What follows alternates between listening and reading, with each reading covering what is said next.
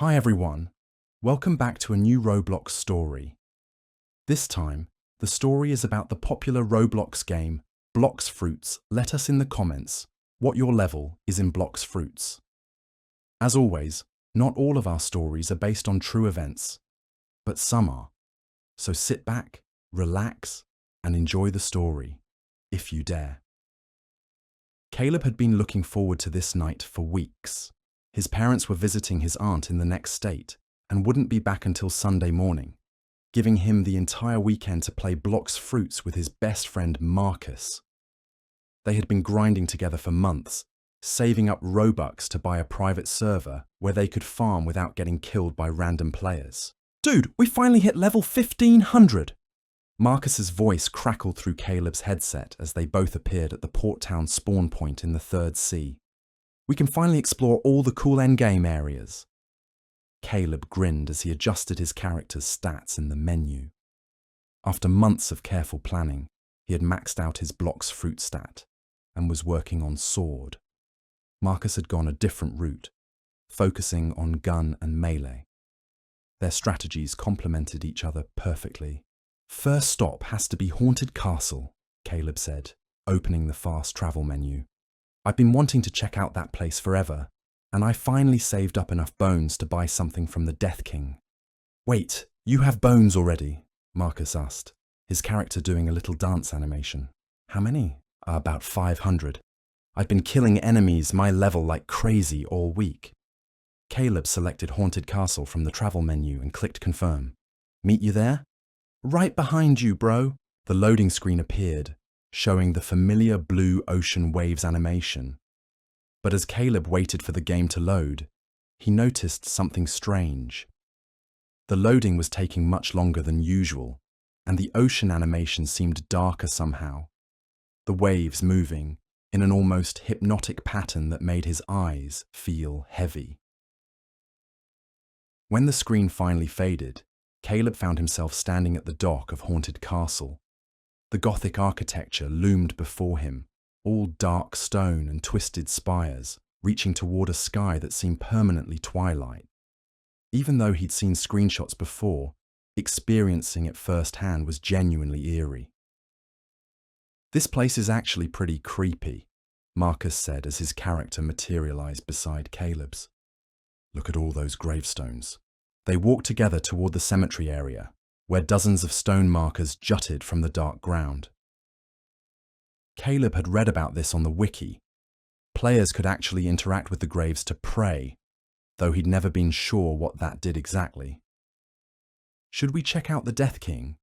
Caleb asked, pointing toward the mausoleum structure in the center of the island. I want to see what he's selling. As they approached the building, Caleb noticed that his computer speakers were picking up some kind of background audio he'd never heard before. It sounded like whispers, too quiet to make out individual words, but persistent enough to be noticeable. Do you hear that weird sound? He asked Marcus. What sound?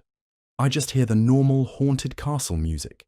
It's called Pleasant Dreams according to my music tracker. Caleb frowned. The whispers seemed to be getting slightly louder, and they definitely weren't part of any soundtrack he'd heard before. He checked his other browser tabs and desktop apps, but nothing else was running that could be causing the sound. Inside the mausoleum, they found the Death King NPC, a tall figure in a dark hooded robe who offered to trade bones for random surprises. The description was intentionally vague, which made Caleb curious. I'm going to try it, he said, clicking on the trading interface. 500 bones for a random surprise. The moment he confirmed the trade, several things happened at once. The whispers in his speakers suddenly became clear enough to understand. They were speaking his real name, over and over, in voices that sounded like children. At the same time, his character received a new item in his inventory, something called Cursed Bone Charm, with a description that read, binds the user to the realm of the dead, effects unknown. Dude, what did you get? Marcus asked. Caleb stared at the item description, his stomach dropping. Something called a Cursed Bone Charm. Marcus, did you hear that? Hear what? Voices saying my name through my speakers. Marcus was quiet for a moment. Caleb, are you feeling okay? I don't hear anything weird. Before Caleb could respond, his phone buzzed with a text message. He glanced at it quickly, expecting to see a message from his parents checking in. Instead, the text was from an unknown number. You shouldn't have traded with the Death King, Caleb. His blood went cold. Nobody should know he was playing Blox Fruits right now, and definitely nobody should know what he'd just done in the game. He showed the message to his camera, knowing Marcus could see through their Discord stream. That's really weird, man, Marcus said. Probably just some random spam, though. You know how these scam texts work. They probably just guessed a common name. Caleb wanted to believe that, but the timing seemed too perfect to be coincidence. He looked back at his game screen and noticed that his character's appearance had changed slightly. The avatar's eyes now glowed with a faint blue light, and there was a subtle dark aura surrounding him. My character looks different, he said. Do you see the glowing eyes? Yeah, that's probably just an effect from the cursed bone charm. Pretty cool, actually. They decided to continue exploring, but Caleb couldn't shake the feeling that something was wrong. The whispers in his speakers had stopped, but now he was hearing other sounds, footsteps echoing from somewhere in his house, even though he was alone. Let's go check out the cursed ship next, Marcus suggested. I heard it's even creepier than this place. Caleb nodded, trying to ignore the sounds from downstairs. They fast-traveled to the second sea and made their way to the area near Graveyard Island, where the cursed ship was supposed to spawn. According to the wiki, it only appeared at certain times and was notoriously difficult to find. There it is, Marcus called out as they sailed their boat around a small island. In the distance, a massive black ship floated on the dark water, its sails tattered and its hull covered in barnacles and seaweed. As they approached the ship, Caleb noticed that his compass arrow was spinning wildly, unable to lock onto any direction. This was apparently a real feature of the cursed ship, some kind of magnetic interference that affected navigation tools. That's actually a really cool detail, Marcus said as they climbed aboard. The developers really went all out with the atmosphere. The ship's deck was littered with skeletal remains and rusted weapons. NPCs called ship stewards wandered around, their health bars showing they were much higher level than either Caleb or Marcus could handle. We should probably stay together, Caleb said as they explored. I don't want to accidentally aggro one of these enemies. They made their way below deck, where the ship's interior was even darker and more maze-like. Caleb had read that there was a hidden room somewhere with special loot, but finding it required navigating through corridors that all looked identical. As they searched, Caleb became aware that the whispers had returned to his speakers, but now they seemed to be coming from specific directions. When he turned his character left, the voices came from his left speaker. When he turned right, they shifted to his right speaker. The spatial audio in this game is incredible, he muttered, not wanting to admit to Marcus that the voices were starting to really unnerve him. What spatial audio? Marcus asked. Caleb paused. The whispers. They're following my character's movement. Dude, I honestly don't hear any whispers. Are you sure your headphones aren't picking up interference from somewhere? Before Caleb could answer, both their characters suddenly stopped moving. They weren't frozen by lag. Their avatars were simply standing still, refusing to respond to keyboard or mouse input. What's happening? Marcus asked. I can't move. On Caleb's screen, his character began walking forward on its own, deeper into the ship's interior. Marcus's character followed behind, both of them moving with the jerky, unnatural gait of NPCs rather than player-controlled avatars. This has to be some kind of event, Caleb said, though his voice betrayed his growing anxiety. Maybe a special cursed ship cutscene or something. Their characters walked through several corridors before stopping in front of a door that Caleb was certain hadn't been there moments before. The door was different from the others. It was made of some kind of dark wood, and was covered in symbols that hurt to look at directly. The door opened on its own, revealing a room that definitely wasn't supposed to exist in the game. Instead of the typical Roblox-style graphics, this room looked photorealistic. The walls were covered in actual photographs of children, hundreds of them, all staring directly at the camera with expressions of terror. "Marcus, are you seeing this?" Caleb whispered. "Seeing what? My screen just shows a normal ship interior. Are you streaming your game? Maybe something's wrong with your display." Caleb looked at his Discord window and saw that his stream was still running, showing Marcus exactly what was on his screen. But according to Marcus, he was seeing something completely different. In the photorealistic room, Caleb's character walked up to one of the photographs. As he got closer, he realized with growing horror that one of the pictures showed his own face. It was a school photo from 2 years ago, one that existed only in his parents' house and had never been uploaded to the internet. His phone buzzed again. Another text from the unknown number. "Welcome to our collection, Caleb. You'll fit right in." "Marcus, I need to log off right now," Caleb said, his voice shaking. "Something is really wrong." "Wait, don't leave yet, let me just—" Marcus's voice cut off abruptly. Caleb looked at his Discord window and saw that Marcus had disconnected from both the voice channel and the game. His character had simply vanished, leaving Caleb alone in the impossible room. Caleb tried to close the game, but the X button in the corner of his browser wouldn't respond. He tried Alt+F4, then attempted to shut down his entire computer, but nothing worked. The screen remained frozen on the image of his own terrified face, staring back at him from a photograph that shouldn't exist. His phone rang. The caller ID showed Marcus's name. "Marcus, thank God," Caleb answered immediately. "Something really weird is happening with my computer." "Caleb." The voice sounded like Marcus, but there was something off about it. The tone was slightly deeper, and there was an odd echo, as if he was speaking from the bottom of a well. "Where did you go, man? You just disappeared from the game." "What do you mean I disappeared? You're the one who logged off." "I never logged off. I'm still playing. I'm standing on the curse ship looking for you." Caleb looked at his screen. His character was still in the photograph room, but now there was another figure in the room with him. A character that looked exactly like Marcus's avatar, but wrong somehow.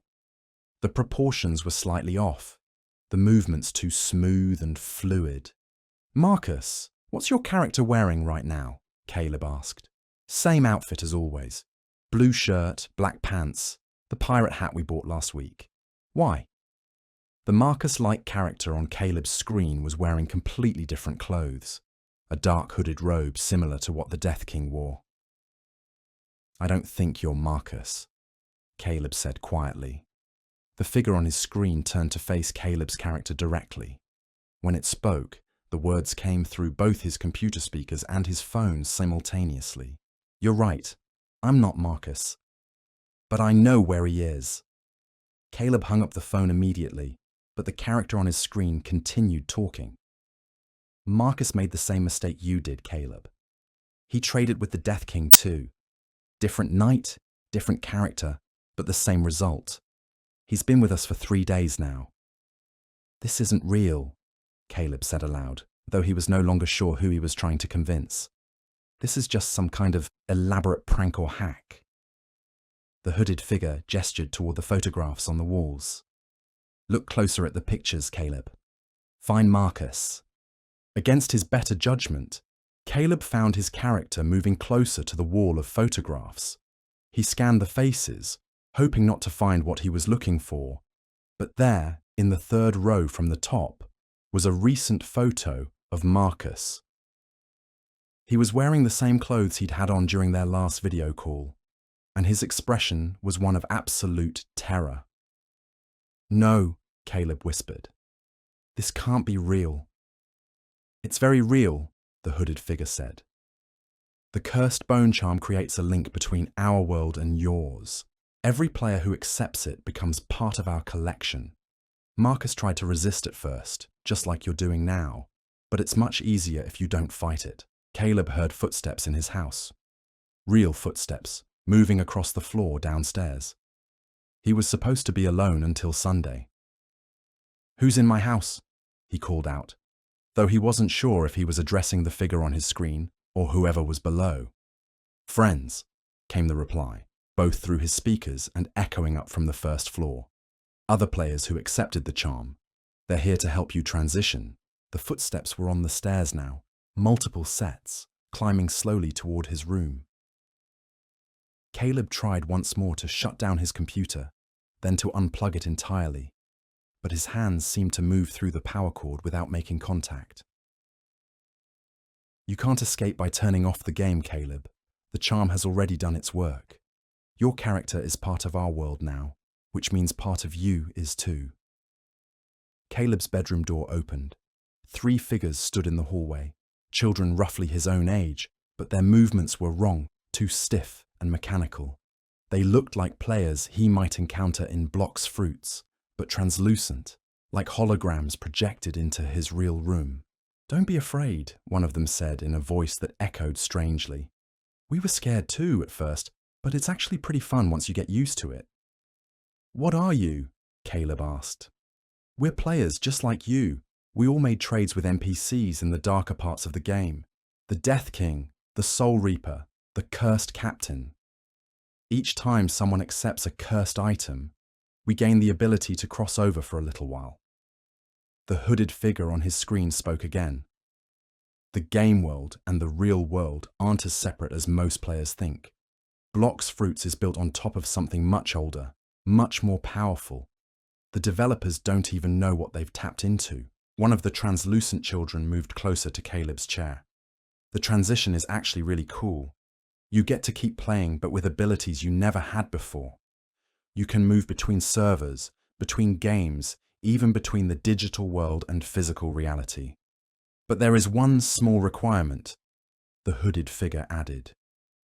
"To complete your transition, you need to help us add more players to our collection.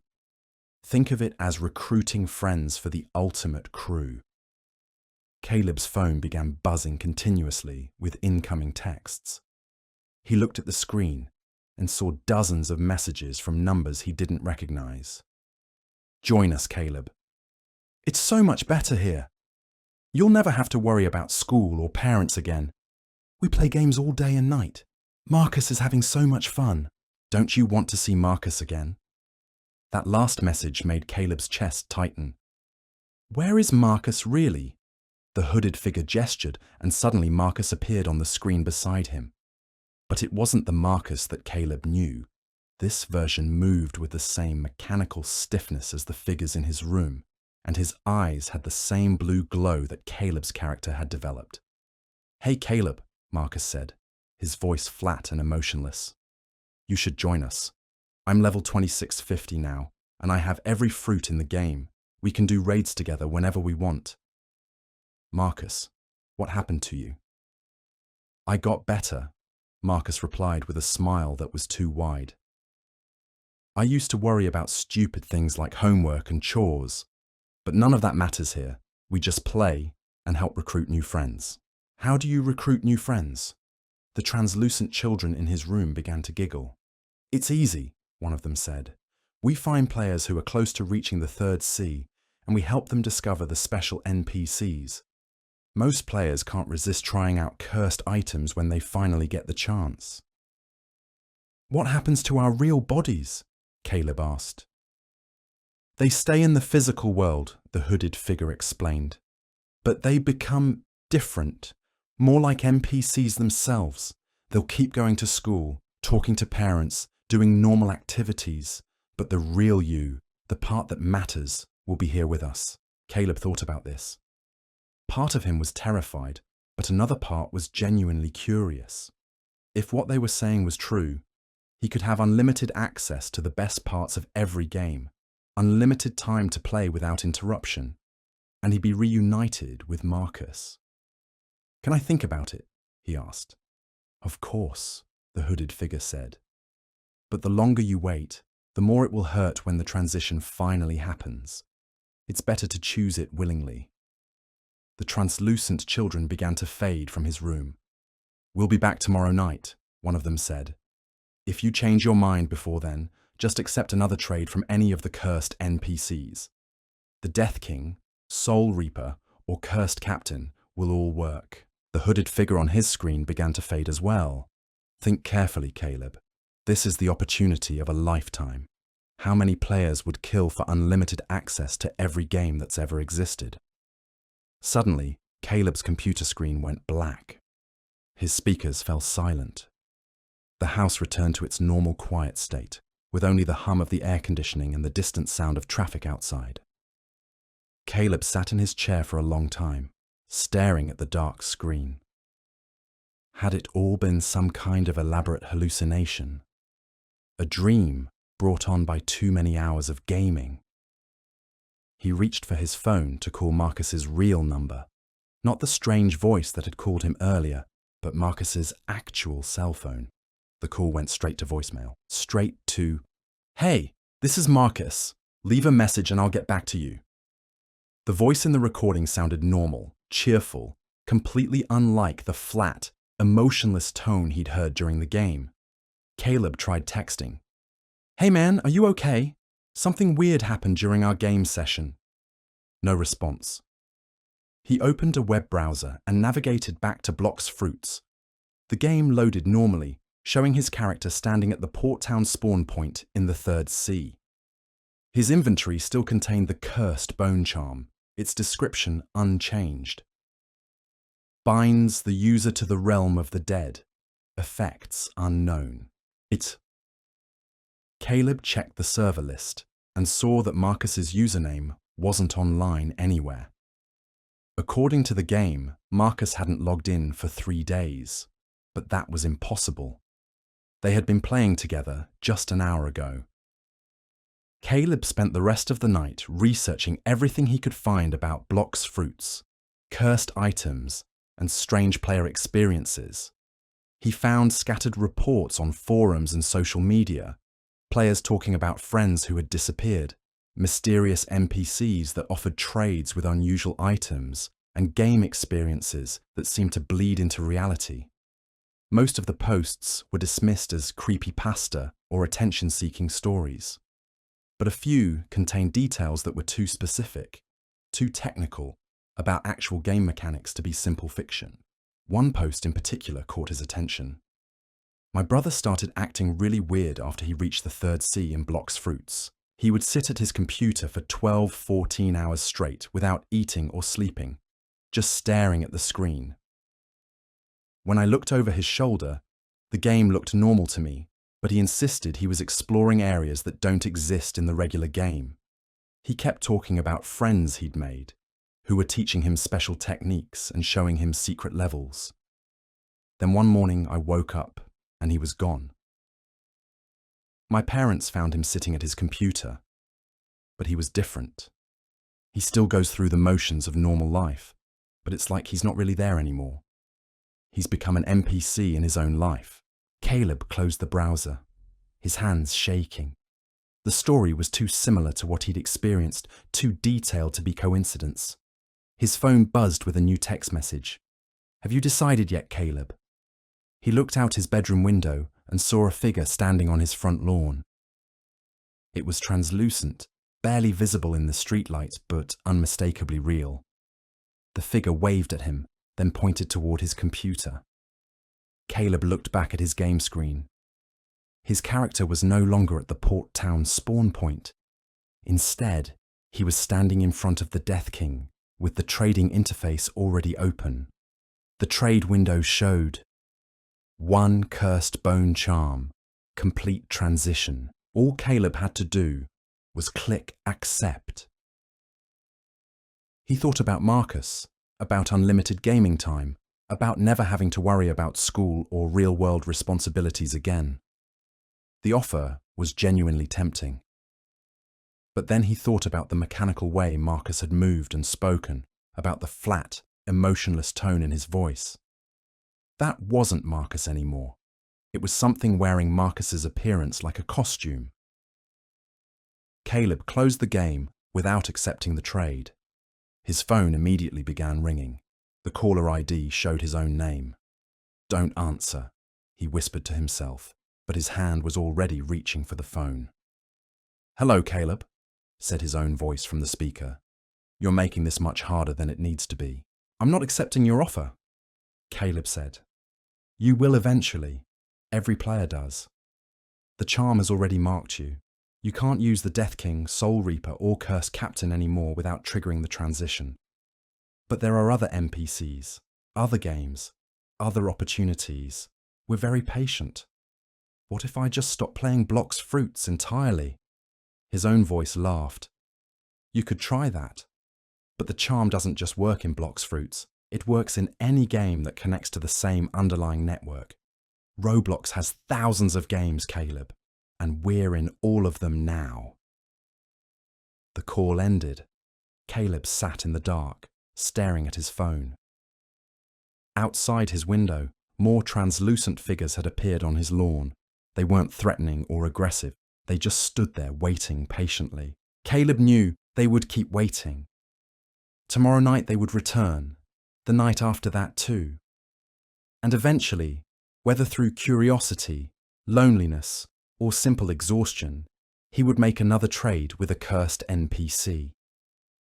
He thought about calling his parents, about trying to explain what was happening, but who would believe such a story? And even if they did, what could they do? Take away his computer? The figures on his lawn suggested that the game had already found ways to reach beyond digital boundaries. Caleb made a decision. He opened his computer's file explorer and began deleting every game he had installed.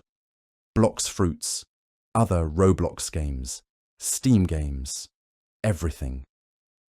If they could reach him through any connected game, he would just have to stop gaming entirely. As he deleted each file, the translucent figures on his lawn became slightly more visible, slightly more solid. By the time he had removed the last game, they looked almost completely real. One of them, a girl who appeared to be about his age, walked up to his window and pressed her palm against the glass. "Deleting the games won't help," she said, her voice somehow carrying clearly through the closed window. "The network remembers you now. Every device you own, every account you've ever created, every online connection you've ever made. We can reach you through all of them." To prove her point, Caleb's phone began downloading apps on its own. Games he'd never heard of appeared on his home screen, their icons glowing softly in the dark room. "The beauty of the modern world," the girl continued, "is that everything is connected. Your smart TV, your parents' tablets, your school's computers. There's no escape from the network once you've been marked." Caleb realized she was right.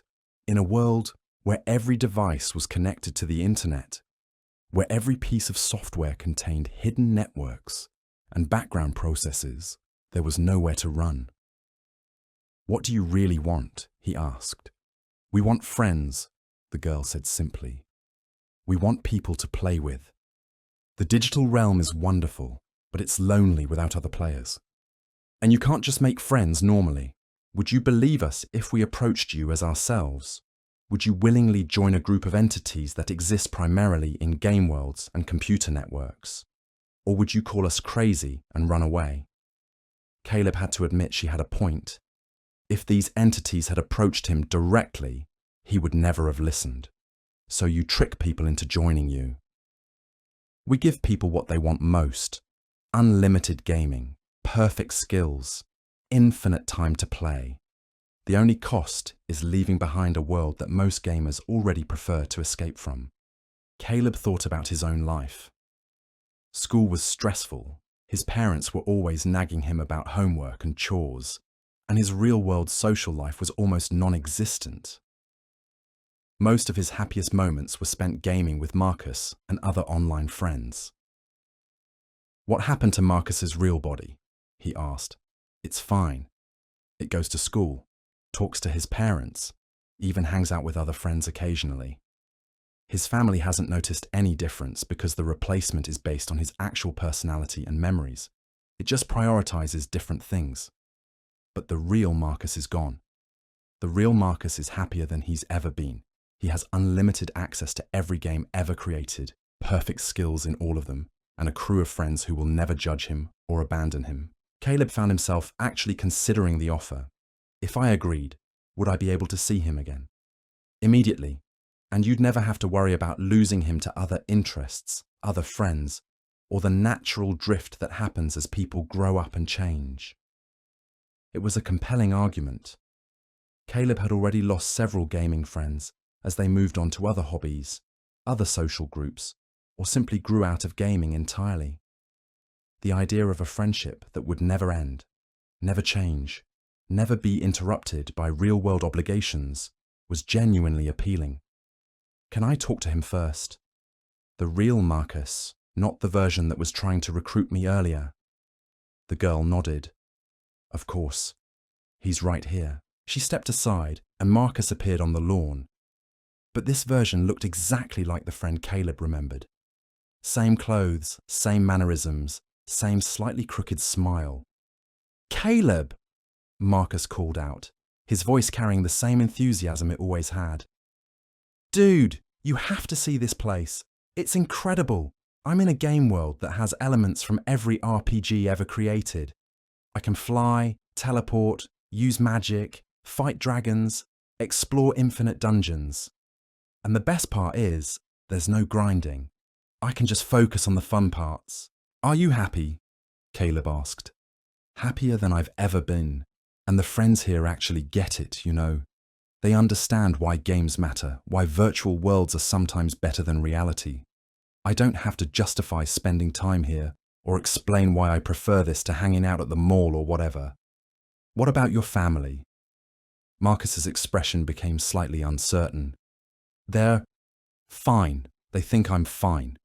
The replacement me handles all that stuff so I don't have to worry about it. But don't you miss them? Sometimes. But honestly, Caleb, when was the last time you had a real conversation with your parents? I mean, a conversation where they actually understood what you were talking about and cared about the things you care about. Caleb had to admit it had been a long time. Maybe never.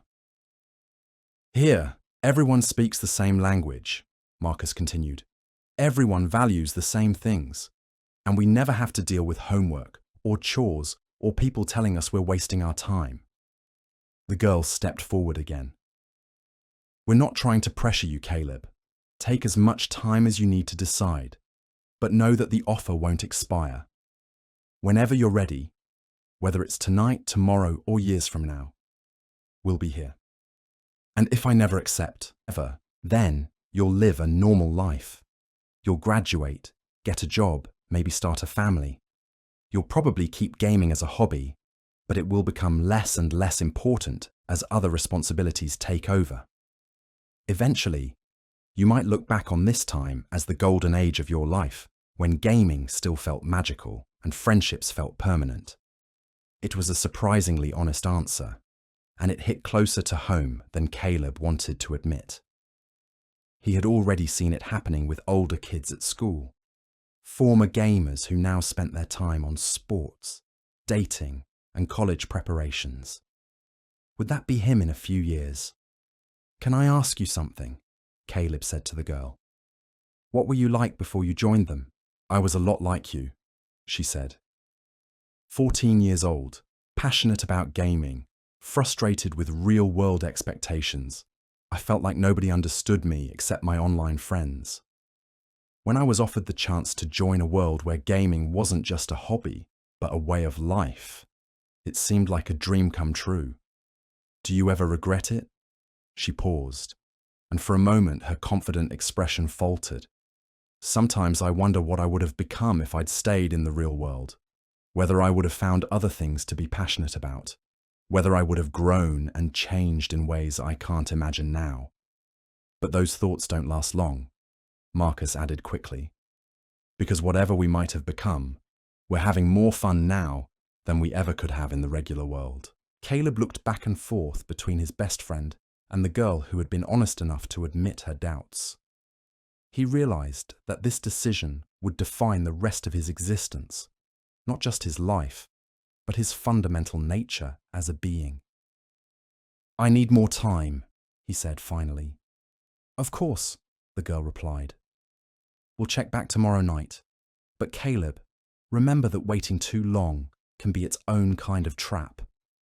The longer you stay in the regular world, the more connections you'll form that will make it harder to leave, but also the more disappointments you'll experience that will make our offer seem better and better." The translucent figures began to fade from his lawn. Marcus was the last to disappear, giving Caleb a wave that looked exactly like the goodbye gesture he'd always used at the end of their gaming sessions. "See you soon, buddy," Marcus called out as he faded completely away. Caleb was alone again in his room, surrounded by deleted games and unanswered questions. He picked up his phone and tried calling Marcus's real number again, but it went straight to voicemail. Then he tried something else. He called Marcus's home number, the landline that connected to his family's house. "Hello?" answered a voice that sounded exactly like Marcus. "Marcus, it's Caleb. Are you okay?" "Yeah, I'm fine. Just playing some games. Why?" The voice was perfect. Same tone, same inflection, same casual attitude. If Caleb hadn't experienced what he'd just experienced, he would never have suspected anything was wrong. "What game are you playing?" "Just some mobile stuff. Nothing exciting." "Hey, my mum's calling me for dinner. Can I call you back later?" "Sure," Caleb said, though he knew Marcus would never call back. After hanging up, Caleb sat in the dark, thinking about everything he'd learned. The entities weren't lying about the replacement being convincing. Marcus's family would never know the difference. His real-world life would continue exactly as if nothing had happened. But the real Marcus, the friend Caleb had known for years, was gone, replaced by something that prioritized gaming above all else. Was that really such a bad thing? And was the replacement really that different from who Marcus had been becoming anyway? Caleb spent the rest of the night researching everything he could about consciousness, identity, and what it really meant to be yourself. He found philosophical arguments on all sides, but no definitive answers. By morning, he had made his decision. When his parents returned home Sunday afternoon, they found Caleb exactly where they expected him, sitting at his computer, playing games. He greeted them normally, asked about their trip, and told them about his quiet weekend. Everything seemed perfectly normal, but that night, when he was sure his parents were asleep, Caleb opened Blox fruits and navigated to the haunted castle. He walked his character into the mausoleum and approached the Death King. The trading interface opened automatically. "Welcome back, Caleb," the Death King said in a voice that sounded exactly like the hooded figure from the night before. "Have you made your decision?" Caleb looked at the trade window. All he had to do was click accept, and he would be reunited with Marcus forever.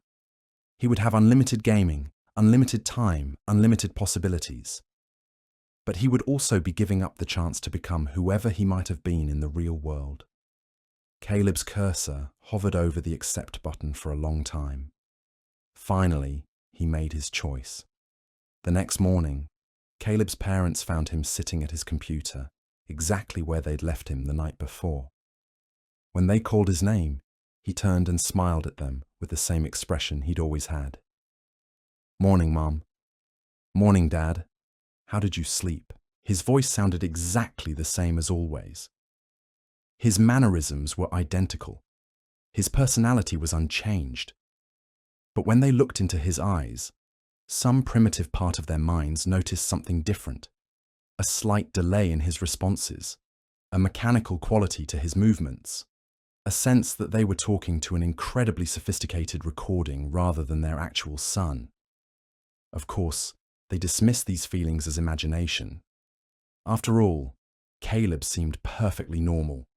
He ate breakfast, complained about homework, and asked if he could play games with Marcus later. Everything was exactly as it should be, and if sometimes they caught him having conversations with the computer screen when he thought no one was watching, or if they noticed that he never seemed to sleep anymore, they told themselves it was just typical teenage behavior. After all, what other explanation could there be?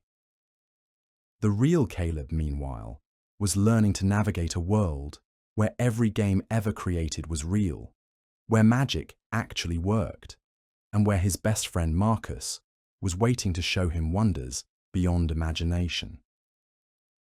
Whether he had made the right choice would depend entirely on what he valued most, the person he had been or the person he could become.